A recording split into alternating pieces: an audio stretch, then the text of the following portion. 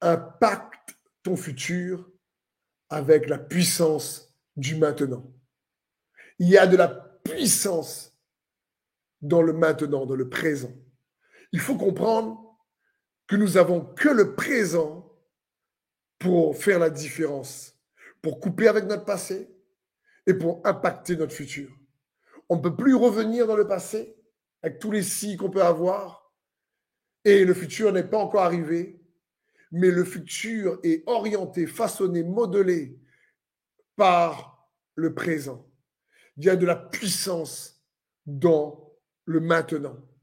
Vous connaissez, je suis sûr, les noces de Cana dans Jean chapitre 2, où Jésus est invité avec ses disciples à un mariage et le vin vient à manquer. Alors sa maman, Marie, lui dit, écoute, il n'y a plus de vin. Et Jésus lui dit, mais pourquoi est-ce que tu viens me voir?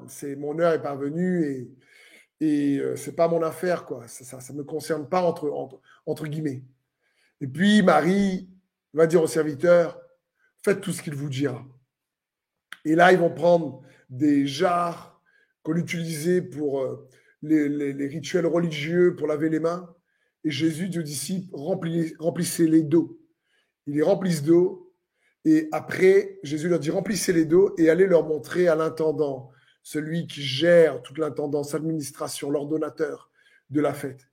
Et en allant montrer les jarres remplis d'eau à l'intendant, l'eau se transforme en vin. Et l'ordonnateur va dire quelque chose de puissant pour toi et moi. Il va dire ceci dans Jean 3,10. Il lui dit, en général, on sert d'abord le bon vin, et quand les gens sont ivres, on leur donne de l'ordinaire. Mais toi, tu as réservé le bon jusqu'à la fin. Ici, c'est plutôt celui qui a préparé la fête qui dit à l'ordonnateur, attends, tu as gardé le bon vin jusqu'à maintenant. Jusqu'à maintenant. Mais toi, tu as réservé le bon vin jusqu'à maintenant. Pas jusqu'à la fin, jusqu'à maintenant. Moi-même, j'ai l'habitude de dire jusqu'à la fin, mais non, dernièrement, ce n'est pas le meilleur pour la fin. C'est une expression, on garde le meilleur pour la fin. Non, c'est le meilleur pour maintenant.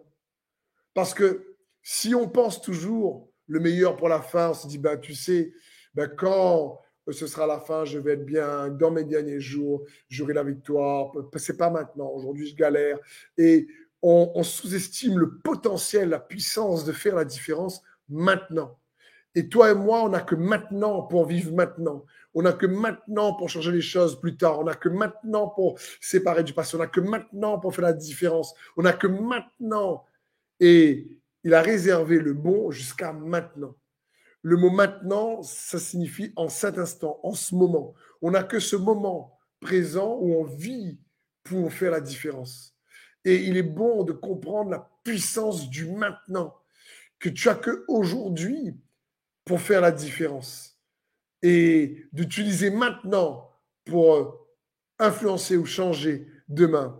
Il y a une autre parabole également dans l'évangile de Luc, ou dans Luc 12, où Jésus prend cette parabole et il dit, il y a un riche propriétaire qui a fait fortune, il a tellement ramassé de récoltes, il dit maintenant, j'ai tellement de biens jusqu'à la fin de ma vie, c'est bon, je vais arrêter de travailler et je vais jouir de ce que j'ai.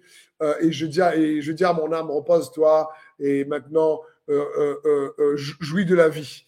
Et la Bible dit, dans Luc 12, verset 19, après quoi je pourrais me dire, donc, il parle à lui-même, mon ami, te voilà, pourvu de bien en réserve pour de nombreuses années. Repose-toi, mange et bois, et jouis de la vie. Mais Dieu lui dit, pauvre fou que tu es, cette nuit même tu vas mourir, et tout ce que tu as préparé pour toi, qui va en profiter? Voilà quel sera le sort de tout homme qui amasse des richesses pour lui-même, au lieu de chercher à être riche auprès de Dieu. Il vit pour après. C'est comme si Dieu dit ici, écoute, oui, on a l'espérance pour après la vie éternelle, etc. Mais n'oublie pas qu'il y a de la puissance dans le maintenant. Il y a de la puissance dans le maintenant. Mon frère, ma sœur, tu n'as qu'aujourd'hui pour influencer ton lendemain. Tu as qu'aujourd'hui, pour puiser la foi et faire en sorte que la parole, l'eau, puisse se transformer par la foi en toi en vin, la joie de vivre, la vie de Christ, que la parole, la chair, puisse se transformer en vin, qui représente le sang, la vie est dans le sang, par le moyen de la foi, lorsqu'on se connecte à Jésus-Christ. Donc, n'oublie pas, demande au Saint-Esprit de te conduire maintenant, aujourd'hui, pour te montrer ce que tu dois faire ou dire, parce que tu peux impacter ton futur par la puissance du maintenant.